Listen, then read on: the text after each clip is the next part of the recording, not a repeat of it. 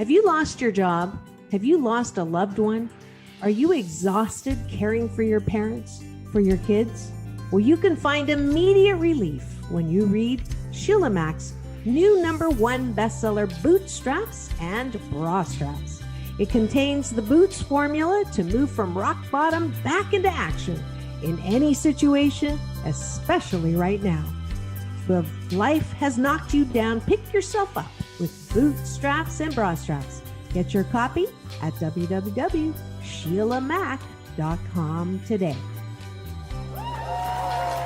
Are you ready for a reboot? Welcome to the Sheila Mac Show, reality at its finest. History reminds us those hit hardest often become the change makers. This year, we've all hit crazy economic, social, and emotional rock bottoms. We all get knocked down. Something hits globally, locally, personally. It affects our health, finances, our relationships. We have to recreate a business or career. Each show, Sheila and her special guest will be sharing their reboot stories, guiding you with real solutions to upgrade and up-level emotionally, mentally, physically, spiritually, and financially. Here on NBC's KCAA Radio, Mondays at 1 and Wednesdays at 7 p.m. Pacific Time. If you're ready to pull yourself up by the bootstraps and bra straps, enjoy a listen. Here's Sheila.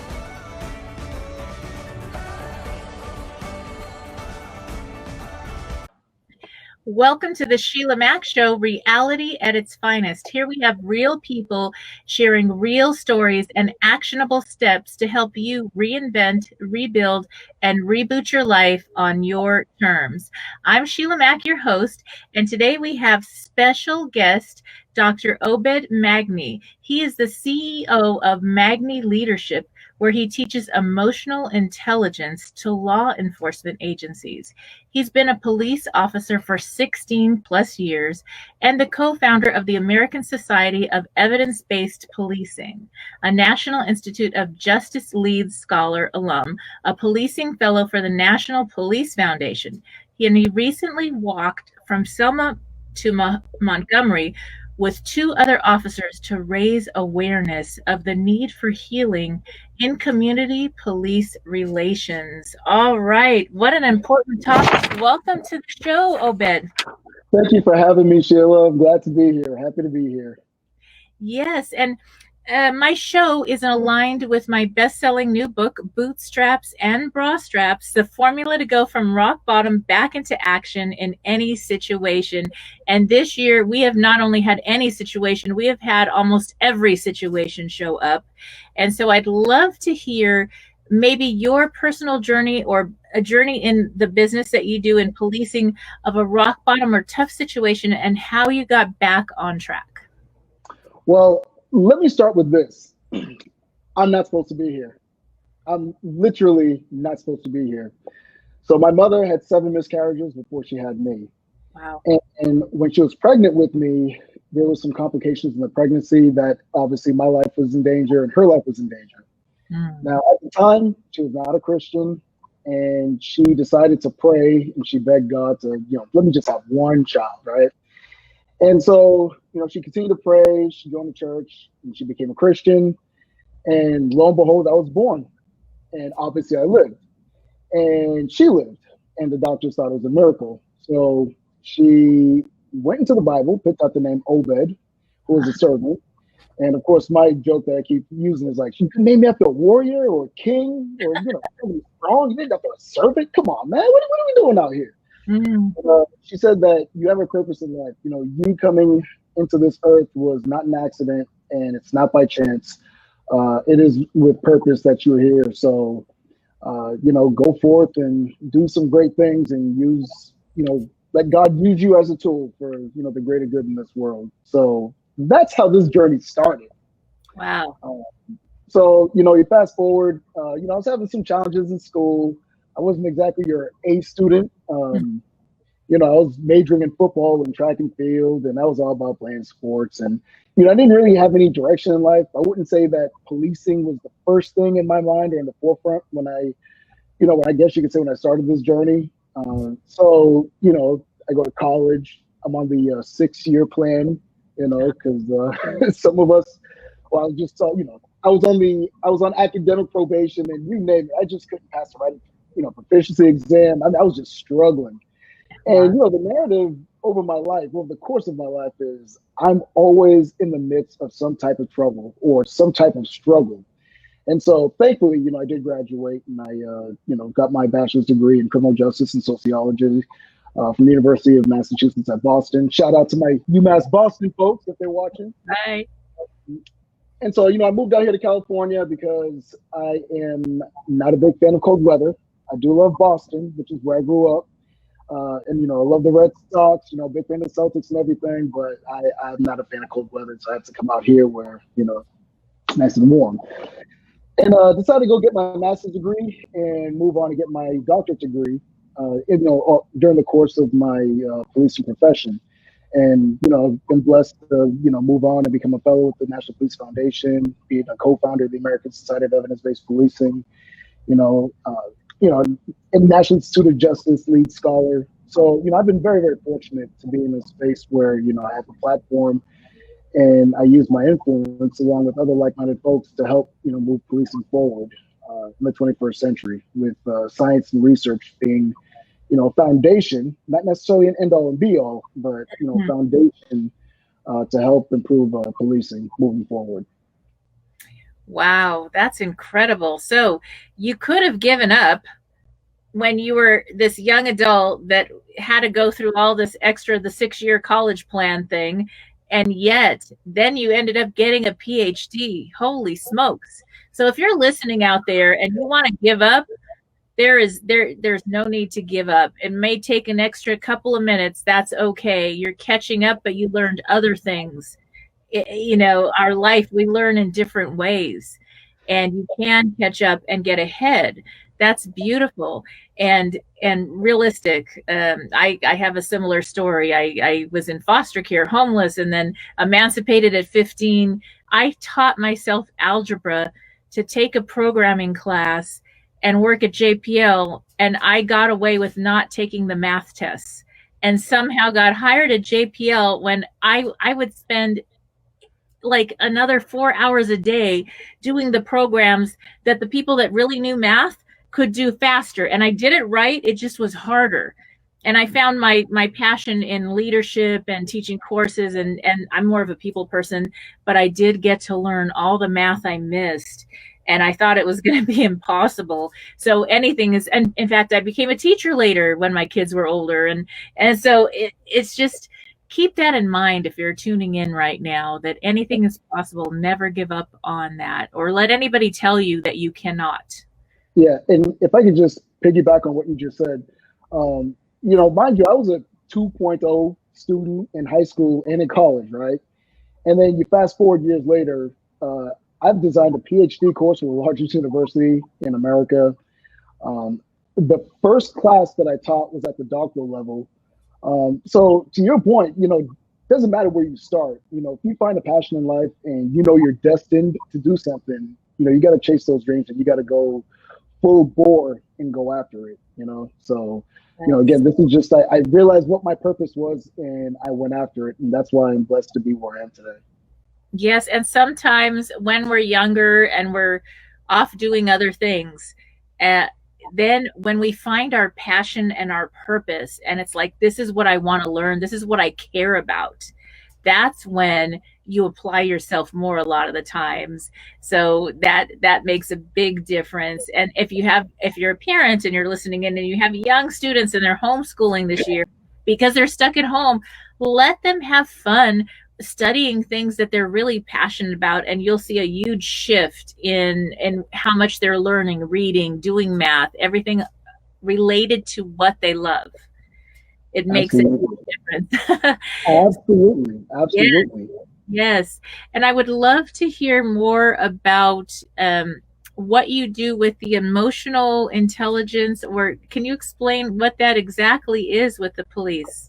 Absolutely. So emotional intelligence training, or I should say emotional intelligence, is recognizing your emotions as it happen to you while managing other people's emotions as it's happening to them, to bring into a more harmonious relationship in all of your interactions, right? And so it starts with self-awareness, knowing who you are, knowing what your triggers are, or, who you are as a person, because you can't lead other people if you don't know who you are in the first place. And then it leads into, self-management. So whenever those things happen, what are you proactively doing to manage those emotions? So is it, you count to 10, do you step away and meditate, those kind of things. The third part of it is social awareness. So it's not so much, what's being said, but it's more on the nonverbal cues and what is the bigger meaning behind what's being said.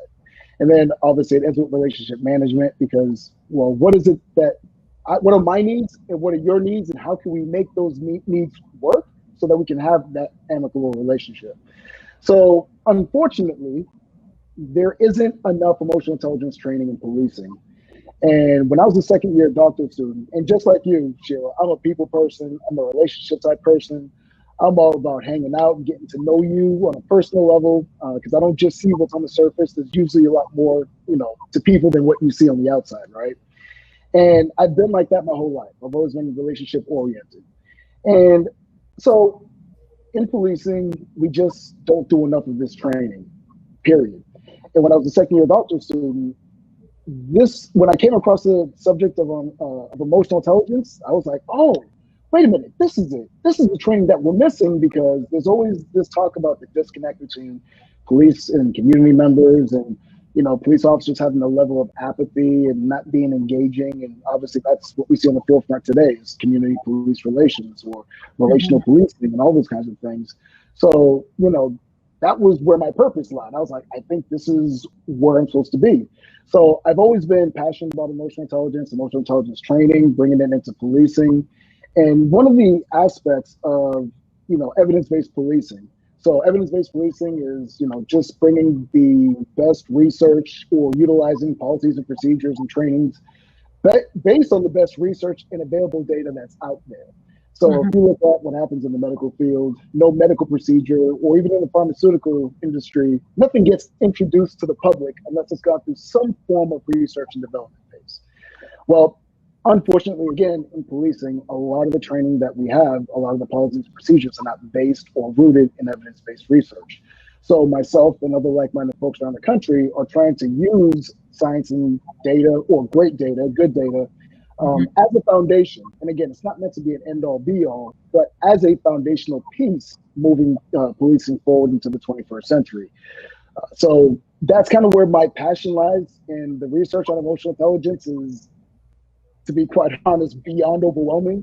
We know that, resiliency, managing stress are some of the benefits. Recruiting and retention is another bonus, because if you have happy employees and they're giving great customer service and the customers are happy, if you look at all the Fortune 500 companies, the reason why a lot of them do so well is because there's an emphasis on emotional intelligence type training, and it helps with de-escalation and, so on and so forth. Right. And I mean, how are you working with healing with all the unrest and the situations that have happened this year that are beyond our imagination of anything that should ever happen when we call a police officer out? What programs are coming into place to help change these terrible situations? Well, let me first start off and say this. So you mentioned earlier that I walked from Selma to Montgomery. So I walked that walk with Tarek McGuire and Sean Barnes. So shout out to Sean and Tarek if they ever get a chance to watch this. So the three of us, being three leaders in policing, three Black men in policing, we're all lead scholars, and we said to each other, we got to do something to raise the consciousness of the healing aspect, because we have a lot of talk. We've got people in their silos saying, you got to do this, and people, you got to do that. There's a talk of, if you're pro-police, then that means you're anti-community. And then if you support the community, if you say Black Lives Matter, then that means you hate the police. And, we're looking at each other like, man, this is ridiculous. This is obviously A, not productive, and B, we're not going to get anywhere, and we're not going to have a solution with that mindset. And so the three of us, we thought about walking from Selma to Montgomery. We had this vision last year, and, it started with Jimmy Lee Jackson, who was a deacon, in Alabama, and he was killed during a peaceful protest. And that's what sparked the original Selma to Montgomery march. And so when we did this walk, the 54-mile walk, we did this to pay homage to this. I'm sorry? How many miles? 54. Oh my goodness. Now that was some serious walking. Wow. Yeah. We walked 54 miles. And I ain't gonna lie to you, man, my feet was killing me after just the first day. So sure. Wow. It was brutal, but man, it was worth it. It was very, very worth it. And there is a documentary that's coming out, I would say maybe in the next month or so, or very, very soon, because we had a film crew that was out there that recorded this whole thing. And so just look out for it. I think it's going to be called The 54th Mile. So just stay tuned. Yeah, just stay tuned for that. It's in the editing phase right now, and I got a sneak peek, and it's not looking too bad. But that sounds incredible and very painful for the feet. Yes. Yes. But to answer your question, we did that because we wanted to raise that conscious awareness of we do need to heal moving forward, because the divisiveness that's going on right now is not going to be productive and nothing's going to get done with that. So as an example, you hear some people say, well, we need to defund and abolish the police. It's like, okay, the first thing is when you ask, what does it mean to defund the police? That definition means one thing to one person and it means something else to somebody else. So one person says defund the police, it means abolishing the police altogether. To somebody else, it means reallocation of resources and let's help the police officers be better at their jobs, or, let's remove some of the burdens, whether it's responding to mental health calls or those kinds of things, and just outsourcing that to some other entity that can take care of some of the things that we have going on. Because right now in today's world, police officers are expected to be everything.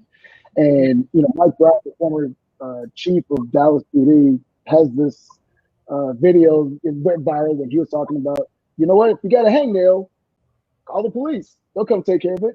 If you have a headache, call the police. They'll come and take care of it. There's a loose dog running around the street, call the police. They'll take care of it.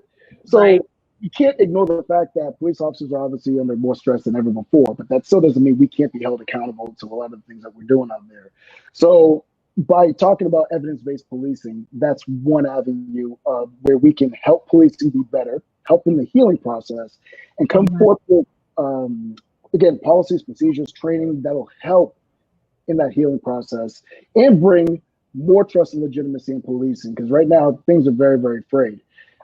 So, again, Sean and Tark, they just got put on a task force, or I guess you could say a council put on by the National Police Foundation, where they have all stakeholders. So we're talking researchers, community members, police officers, I mean, you name it. Everyone's going to be at the table, and it's going to be similar to the 21st Century Policing Task Force during the Obama years, that, with the 6 pillars, a document like that. So they're moving forward in coming up with something just as, if not more innovative and more comprehensive, moving forward to heal our nation that's in dire straits right now. Yes. And, I think there's a lot to it with the systems. One of the things, I have 6 children. I adopted 3 are my own. It was a multiracial marriage, and then we adopted these other children. So we've got a rainbow, and our children were even treated differently in school, and, with different situations that happened. And so I began working nonpartisan with causes to help us have equal education for all. And I think it starts with that, with education, as just going to school is not equal. It's based on our zip code. If you're in the right zip code, you're going to have millions of dollars in your school district. In other schools, you're sharing used books, and it's in states. And so there's systems that have broken down that are not equal. And that doesn't mean that the entire school system is bad or not needed, obviously, or the entire police system or any system.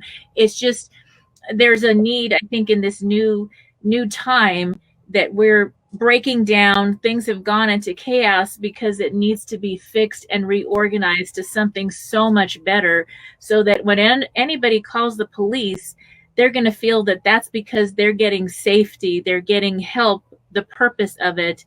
And I think that's where that emotional screening and training is so important, because people are going through so much. And I'm sure as a police officer that some people suffer from PTSD and different situations because you're seeing things that maybe somebody might see once or twice in their life every day, so many times a day.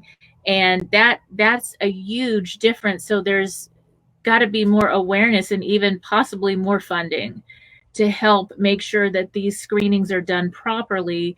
And if somebody needs to be removed for a while or get help, they get that help and then are able to do their job properly. And and that's one of the, the other factor in policing. And I know we're doing a better job of it now, but there's still this negative stigma with mental illness or seeking help, right? So it's like, well, if I go and see a therapist, somebody might judge me. I might lose my police powers. I might have my gun taken away from me and all that. And it's just, mental health is just as important as physical health. Because if the mind ain't right, the body's going to follow. And you're absolutely right. There are things that, first responders see on a regular basis. And I wouldn't even just say police officers. I'd say firefighters, people who work, ambulance workers, EMS workers. There's a lot of things that people who work on those front lines, and keeping, this country safe and, working the streets, there's things that they experience on a regular basis. And if, you don't get the help that you need, we all know what that leads to, right? I mean, the studies already show whether it's alcoholism, and everything, all the other adverse health effects of, high stress and not managing it and not dealing with it. And so policing is more and more accepting of this, but, that negative stigma is still there. And, obviously, hopefully things change in the not so distant future, because like you mentioned from the outset, I mean, we're going through 3 pandemics right now. We have COVID-19, we have, obviously civil unrest with, policing, relations, community relations here in this country. And then we got this election next week. So we got a triple whammy, like, man, everybody's on edge and everybody's stressed out. So it's important to be proactive. And emotional intelligence is a foundation of that. If you know that you're feeling stressed out, or if you know what some of those triggers are, you can be better prepared to handle that, when those things arise. So that's why I'm a big proponent of it. That is incredible and so important to remember when you're calling for help. I mean, I have to admit, I grew up with all these different kids in foster care, and there were times where the kids would be, oh my gosh, it's the police, and I'd be like, oh good, we're safe, and they'd be like, oh no, we're not. And I'm like, what are you talking about? And then they would treat people differently based on their ethnic background and race, and I was like, wow, what on, I don't get this, but I saw it a lot. And my grandfather was a sheriff. He abused that. He would beat my mother, and then he would beat me. Then he would call the police, and they would have me taken away and say, if you ever scream again, next time I'm going to beat you more. And they would keep me there because they were friends. And this was back in the day without the computers and the video cameras. And I'm this little kid. I'm like, wait, my mother just got beaten up, and I was like asleep and I got awakened to this domestic craziness. That's why I left home. But and he was abusing the badge. I'm sorry. It happens. That happens. Anybody who says that doesn't happen is lying, or they're just not being truthful. And you could say that about any institution. You're always going to have your representatives that make everybody look bad. And there's a ton of officers out there, tons, who are doing some real meaningful work. And it's hard by, these officers out here who behave that, who behave badly and make the rest of us look bad. And so, I take it upon myself personally and professionally, so to speak, to represent the good, at least the good people that are working in policing, and going above and beyond to make sure that I don't just represent myself well, but I represent my family, my friends, and other people in the institution, people in the community, everybody. So again, going back to the 54th mile, doing some, research studies with some of my colleagues to investigate secondary trauma, which we presented last year at the International Association of Chiefs of Police Conference. Right. We did a study where we looked at 2 police departments that went through something similar to what, Philly's going through right now. Mm-hmm. And so we interviewed police officers and community members to see what some of those similarities or differences were in analyzing and looking at, critical incidences and the trauma associated with that. Because technically, no, you don't have to be there to experience it, but you know what it's like. If you have a friend that's going through something, you almost like feel that relational trauma with them, and then you take on those burdens. And so, it's just like I said, I have a passion for this. This is something that we need more research in policing. We need more partnerships with, community members and with other researchers to look at the best and most effective ways of not just addressing this, but solving these issues, again, with great data, good data, and with, science and research, as a foundation. Because if we don't change what's going on right now, because this is unsustainable, the future is not looking good. And again, to your point, nothing is without its struggles. I'd be lying to you if I said all this was easy, but the fact that it's not easy is what makes it fun, and that's the best part. It's the journey, not the destination. And nothing worth having is without its struggles. So, and you think about, when the police have shown up for me, mm-hmm. I was traveling the world and somebody decided to move into my house. And I was like, somebody is in there. And I think there was like 12 guys that showed up. Mm-hmm. It was crazy. And I was so grateful because they were protecting me from this person that had moved into the house. And, I actually went in the house and then I was like, somebody's in here. And I got help right away. And I was grateful. We can't not have some type of police for things like that, for things that happen. We need to have that. And it's such a vital thing. But you think about teachers and you think about any kind of law enforcement or the paramedics, the firemen, all of them get the lowest salaries and the lowest fundings for programs to make sure that these people that are responding when we need it the most are at their top game and able to have the emotional intelligence training they need to help us, because that's what their purpose and job is. They're risking their life every day to protect other people, and yet their salary doesn't match. So that's something. And training the funding to have the training that's really needed. Yeah, and most police officers don't get into policing for the money. Yeah. It's really more of a sense of service and purpose. Mm-hmm. And, it should be about community and, taking care of others, that guardian mindset. Right. So, for me, again, just bringing it back full circle is when we're talking about struggles, we're going through some struggles right now.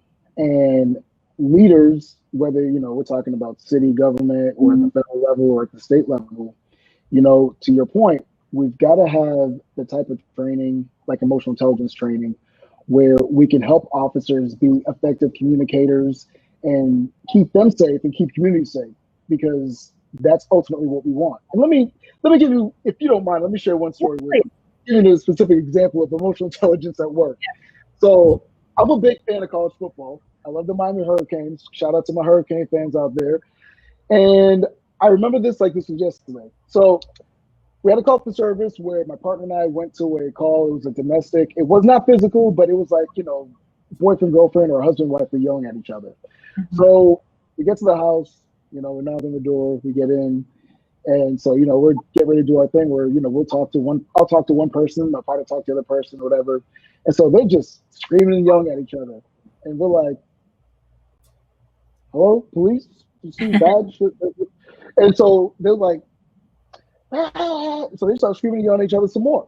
So, of course, being a Saturday and college football is on a Saturday and it was the fall, I was like, where's that remote? Oh, there's a remote. So I grabbed the remote, I turned the TV on. I started watching football. Intentional what I did, because as soon as I turned the TV on and made myself at home, the two of them stopped yelling at each other like that. And it was hold on, who do you think you just come up in here watching TV? The goal was to get them distracted, to stop yelling at each other. And they completely forgot what they were arguing about because they were like, what? I was like, oh, so you guys ready to talk now? So I was able to talk to the guy. My partner talked to the female half, and we mediated that situation. Everybody was happy. They let me watch a couple extra minutes of the game or whatever, and everybody was happy. And so here's a situation where, yeah, it could have got physical. Yeah, it could have got real loud. Yeah, it could have gone south. It could have gone a different direction. But the guy told me, he was like, I completely forgot what I was angry about. You just had me all twisted up when you turned the TV on. And so that's one example of many that I can give you where emotional intelligence, when it's used and used properly, you can solve and mediate a situation without having to use force, without having to do the whole dominant, I got a badge and a gun here and I'm going to tell you what to do and you got to listen to me. Sometimes you just got to find a different and more effective way to communicate. Yeah, could at some point, if we had to physically put hands on people to separate them, whatever, I mean, it could have gone that way, but why do that if we don't have to? And like I said, I could share many, many stories similar to that where, it could have gotten physical in situations and it never did because, I was able to communicate effectively with some people. Just like you, I'm a relationship kind of person, so. Yes. And that's a state change that you did, which was incredible and very important. Something we learned at our training. I did a lot of coach training with Tony Robbins and leadership, and you learn to change the state, and it changes the whole mood in the room. And it works. And it's so much easier than having to do anything more extreme. Exactly. That's something that can help anybody listening. Next time you get into a fight and they start fighting with you and it's somebody you love, just give them a kiss. They'll be like, what are we talking about? Exactly. And, and some people don't know how to do that. They don't have that proper training to use that on their tool belt. We have our guns, our tasers, and, batons and everything. But, the gift of gab, the ability to talk and relate to people, that's a tool too. And very often, if you have that tool, you don't find yourself in use of force situations. You don't find yourself having to get physical with people.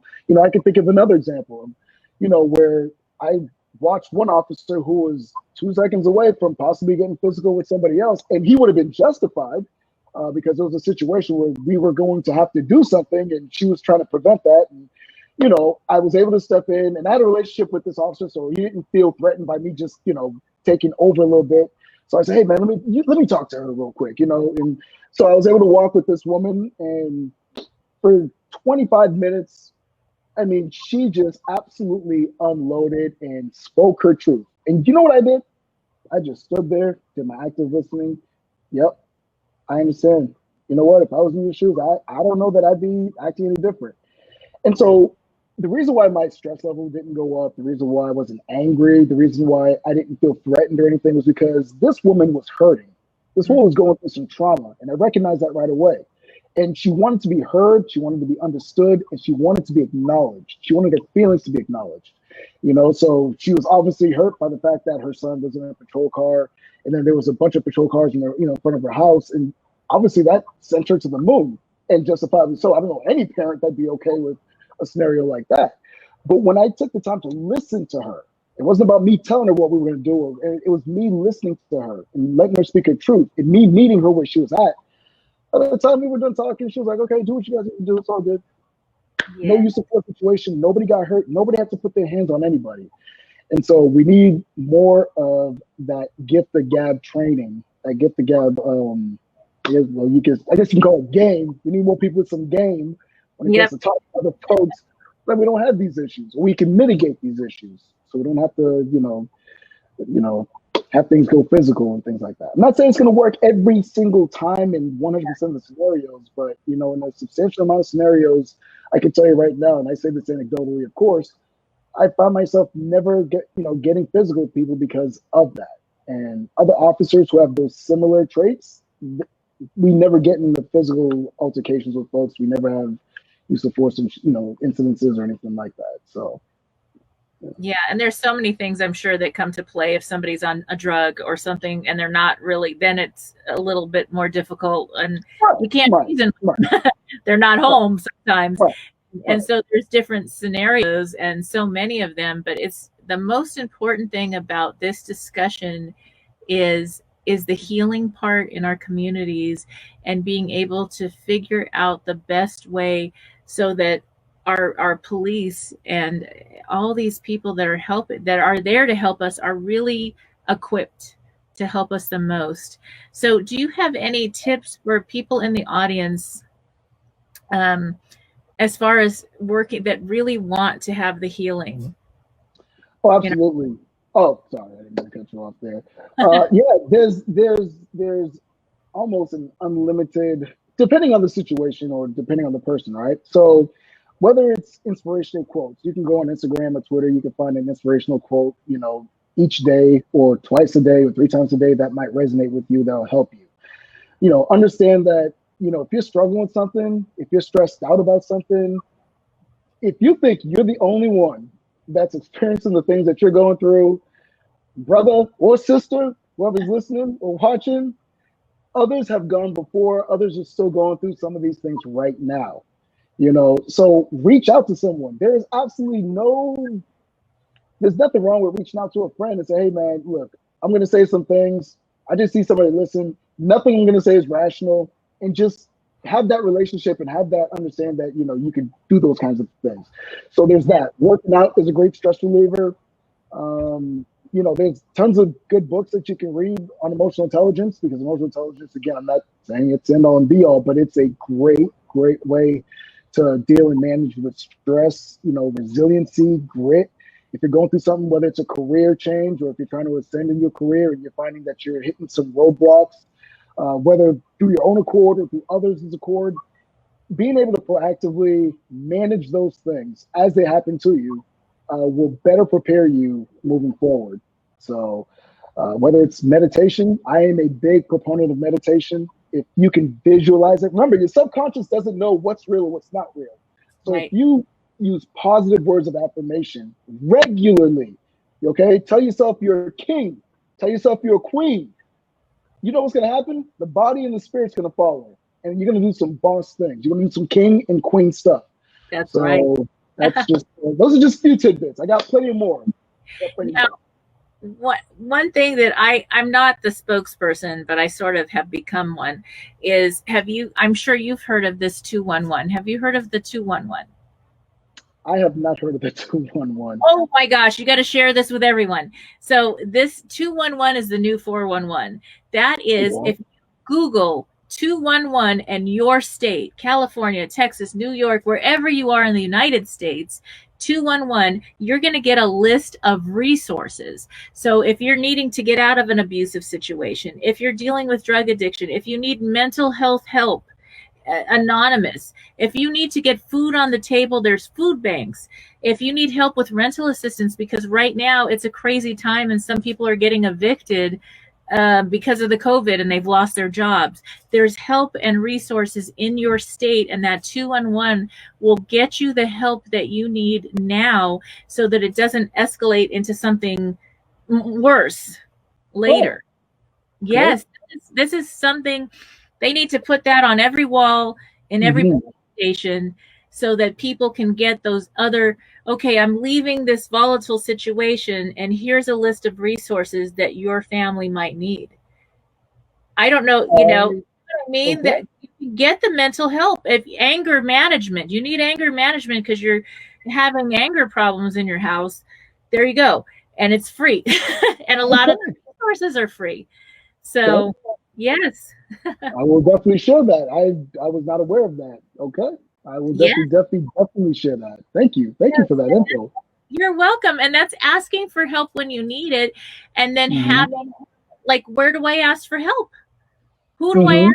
So this gives you, even if you're just, you have a friend, somebody you really care about, now you have, I can't help them with everything. I have a great book. It helps with a lot of things getting back on track. people may need far more resources. They may need mental help. They may need food on the table today, or whatever that is. They need to get that immediately. So they're able to get that calling the 211 or Googling, and they will get that. And so I found out not too long ago from a fellow friend in the BSA, Be Seen on TV program, who works on 211 calls. And so I was like, that's what we need this year. And there's people that may have never needed a resource. They may never have been so stressed as this year. And so it's really important. It doesn't matter what you have or don't have or what you're doing. You may need to call that, and the willingness to ask for help when you need it is going to make all the difference in the outcome for your family. And Lord knows we need some of that right now. Yes. In the current climate. Definitely. Yes. So we're coming to the end of our time here. So I'd love to let the listeners know how they can connect with you or learn more about your programs. So you can go to my website, www.magnyleadership.com. Sign up for my newsletter. You can find me on social media. I'm on Twitter and Instagram, and it's at Dr. OBED Magny, DrOBEDMAGNY. You can connect with me on LinkedIn. I've got a Facebook Magny Leadership page. So just reach out to me and let me know how me and my team, or my team and I, that's better English. See if you can see some of that coming back. So well, my team and I can help you. So just let us know. All right. Thank you again for being a guest on the show, and we'll be back after these messages. All right. If you are just tuning in, this is the Sheila Mac Show, reality at its finest. Here we have real people sharing real stories and actionable steps to help you rebuild, reinvent, and reboot your business and personal life on your terms. I'm your host, Sheila Mac, and we are here today on NBC's KCAA Radio, the station that leaves no listener behind. Today, we are focusing on how to get back on track and reboot this year as we actually heading into the holidays and our new year. And many of our states and globally, actually, countries are starting to go back onto lockdown. So with that in mind, this is an interesting and possibly difficult season for some of our family, friends, and loved ones who may never have ever had a tough situation like this year. So keep this number 211 in mind. This is something that you can Google 211 and your state, and you will find resources that each state provides and province in Canada. 211 makes it easy to find food, housing, job training, after-school programs, and so much more. And the most important thing is that I would say 60% of the people I've surveyed have never heard of this valuable resource. So if you have a place of work you're still going to, ask if they can post this. A lot of times people don't really ask for help when they need it. But if they see a sign like this, they're more likely to go to a public health agency or help agency to get help getting meals on the table, help with transportation, income assistance, utility assistance, help with housing, health care, mental health, which is so important, especially this year. And it actually makes work a lot easier when your coworkers have their needs met. Obviously, it may be that they're a two-income family, and even though they're working one job, they still aren't making ends meet this year. So this is really important to share. Even if you don't need it yourself, keep it in mind for family, friends, loved ones, someone you find in the community that may need resources. I think obviously prayer works, blessings work, helping people, a listening ear, being kind. Kindness is so valuable this year. Lots of people are kind of divided about so many different issues, and as we unite in humanity and help each other, this is going to make all the difference. And you're able to give what you can. You can give a smile, you can give a listening ear, but then to be able to say, and hey, here's a resource to get food on your table or help you with housing right now. And so I think that 211 is just invaluable, and I have to share it as much as I can because I believe it will help people out there listening. So keep that 211 in mind. And now I'd like to get into a couple of Dear Sheilas because we are heading into the holidays. I'm going to share a few Dear Sheilas that kind of touch on some situations that might occur during the holidays. So take a listen. In the fall of 1991, Heather Garden, an athletic 27-year-old, experienced a strange sensation in her leg. There was periods of times when I couldn't physically move myself. Heather was diagnosed with secondary progressive multiple sclerosis. The medical system has no cure. It was living this life of acceptance and resigning yourself to the fact that, you have this disease and it's going to get worse. Heather believes she was able to do something the medical system couldn't: cure herself. We are back on the Sheila Mac Show, NBC's KCAA radio.com, the station that leaves no listener behind. That was a little excerpt from The Healing of Heather Garden.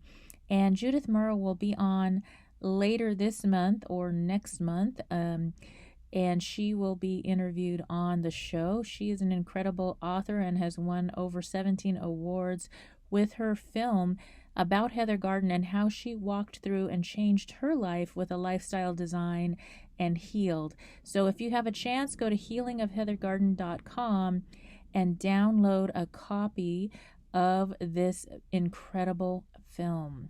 Okay, here we go. If you are just tuning in, welcome back. This is the Sheila Mac Show, reality at its finest. Here we have real people sharing real stories and actionable steps to help you rebuild, reinvent, and reboot your business or personal life on your terms. I'm your host, Sheila Mac, and we are here today on NBC's KCAA Radio, the station that leaves no listener behind. Now, with that, I would like to thank again Coach Cardan for being a special guest today, all the way from Dubai. That was incredible. And I'd also like to share, based on our topic with leadership, I'd like to share how you can redesign your life. So here is a brief portion of one of my chapters on lifestyle redesign in my new book, bestseller, Bootstraps and Bra Straps, the formula to go from rock bottom back into action in any situation. So take a listen to Lifestyle Redesign. Chapter 11, Lifestyle Design. This chapter is going to look a little different than the other chapters. Instead of starting out with a rock bottom moment and ending with that person's moment of empowerment, we are going to compare the lives of two women. The life of Anne. Anne was very athletic growing up. As a young adult, she was active and healthy and loved to exercise. She helped rescue animals, volunteering at the local shelter to share her love with those animals. Then, she got married and had kids. Anne gave up a lot of her passions and the things that made her happy in order to please everybody else. Her husband is allergic to animal dander, so she couldn't have pets at home, and she gradually stopped going to the shelter too. She didn't stay as active as she'd been when she was single. She said yes to all her friends, doing anything they asked her to. She cared for a lot of people, but she didn't set boundaries. Anne's days were long and busy, full, but not fulfilling. Anne had a vision of how she wanted her life to look, but she woke up one day and realized that she was living a very different life. Eventually, Anne's health failed. She developed many health issues because she had stopped eating healthy foods, exercising, and taking time to rest her mind. She spent a lot of money on health care instead of spending time staying healthy. When she really needed people to help her, she didn't know how to ask. Some of her friends had more boundaries than Anne, so they said no to her requests, even though in the past she had helped them move or with accounting or babysitting. People weren't willing to give as much as she had, so she was at a loss. And with some of the people in her life who did want to reciprocate, Anne wasn't able to be vulnerable or gracious enough to receive. Anne is at the point of retiring from a job she doesn't love, and she's physically and financially unable to keep up with her friends and family. She sees her friends doing work they're passionate about and talented at, and it affects her self-worth when she compares her life to theirs. She feels stuck, upset, and resentful, and she's angry with herself for letting life slip by. Anne thought she was doing the right things. She was a good student, a good daughter and sibling, the one who didn't need so much attention. She was taught to put everybody else first, and she's done an amazing job of teaching everybody else to treat her like a doormat. She never filled up her own self, and now she has a very painful void in her life. The life of Barbara. Barbara has designed her life and lives it by her design. She has still done things for other people, but she follows her own definition of happiness and success. Interesting things happened in her childhood, but at some point, she decided that she was going to live life on her terms. Barbara made a lot of mistakes. She tried to live her passion 3 or 4 different times in different ways. It didn't work out at first, but she was determined. At first, she wasn't even sure what that looked like, but she knew it would involve art, dance, and educating children. As it unfolded, she started teaching children to read and created a story time program. Looking back, she laughs about her ups and downs. The determination to live her life and work around her passion and her gifts was considered non-traditional, so she experienced some bumps that made her strong and resilient. Barbara kept solid rituals, routines, and boundaries in place. She eats healthy foods and takes care of herself so she can help other people too. She made her self-care a priority, knowing that she was modeling that for her children. Barbara and Anne are the same age, but Barbara looks much younger because she's healthier and happier. She wakes up in the morning and is excited to go to work. When Barbara looks back at her life so far, she's at peace. She knows she's done her highest good. No part of her feels that she wasted time on things that didn't align with her values. She lives exactly the life she was supposed to, the life she chooses. And she's excited for whatever comes next. You only get one. Anne has lived her whole life based on what other people wanted, whereas Barbara has lived life for herself. And it's still full of love and other people. Which life would you choose? Maybe you choose a little of each. These are extreme examples, so maybe you choose neither. The point is that it's your life and you get to choose what it looks like. Anne didn't choose to design her own life, but it's not too late. It's not over for her. It doesn't matter what your age is. Until you're not here anymore, you can still make a change. The rest of your life can become the best part of your life. All the decisions you make have an impact on your future, on your whole life. They build upon each other. If you don't decide how you're going to live your life, somebody else is going to decide for you, and most people are happy to do that. They're happy to sell you the wrong house so they can make a commission. They're happy to put you in a job you don't like for less pay so you do all the work. But if you're not happy, it's not a blessing. I'm not a Christian Scientist, but Mary Baker Eddy, the founder of Christian Science movement, said, "Whatever blesses one, blesses all." If you're not happy, or if you're not living your essence, your truth, your life, it's hard for you to send happiness to other people in your life. But when you are happy and using your talents and gifts, there's no competition. There's no ego. You're just connected to everything and everybody in love, and it's beautiful. Everyone has that beauty in them, in the way they're here and who they are. We're all amazing, talented, beautiful, incredible people in our own right.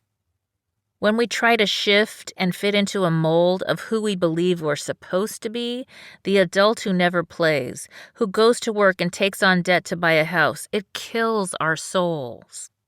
Every day we lose sight of who we really are.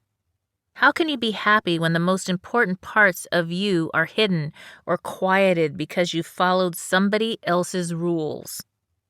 How many people have felt like they had to go to school to become a doctor or a lawyer just because their parents wanted them to?